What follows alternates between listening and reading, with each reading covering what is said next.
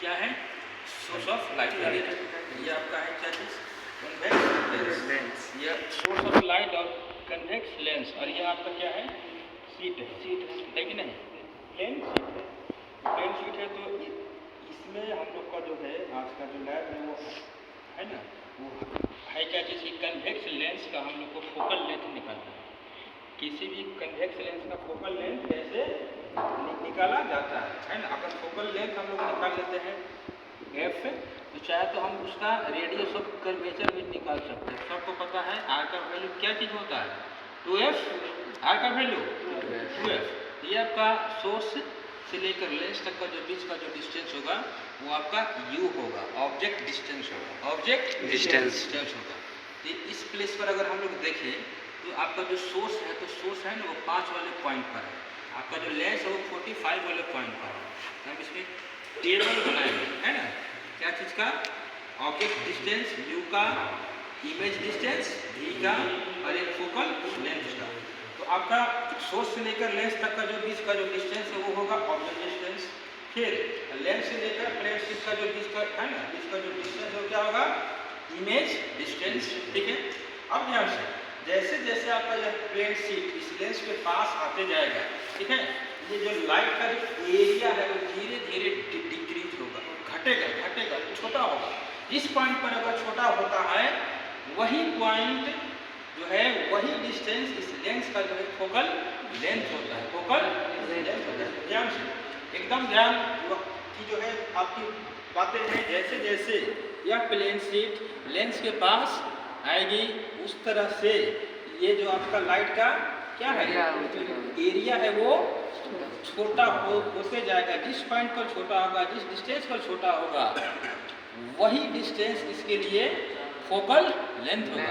तो ध्यान से क्या छोटा हुआ लाइट हुआ छोटा। ध्यान देना, बिल्कुल एकदम छोटा हो रहा है कि नहीं? छोटा हो रहा। इस तरह से हम लोग इस ऑब्जर्वेशन को 4-5 बार 8 बार करते हैं। 8 बार करने के बाद लास्ट में जो है जो फोकल लेंथ आता है, इस फोकल लेंथ का मीन वैल्यू जो है निकालते हैं। और जो आपका उसका मीन वैल्यू होगा वह आपका इस कन्वेक्स लेंस का फोकल लेंथ होगा।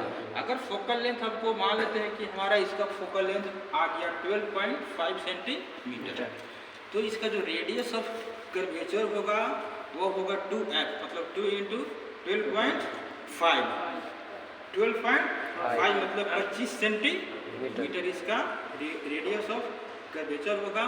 अब बारी बारी से सारे स्टूडेंट्स जो है इस इंस्ट्रूमेंट के पास आएंगे और आने के बाद अपनी हाथों से करके तुम सब देखो कि किस डिस्टेंस तक आने पर ये जो लाइट का एरिया है वो घटकर ज़्यादा मिनिमाइज हो जा रहा है।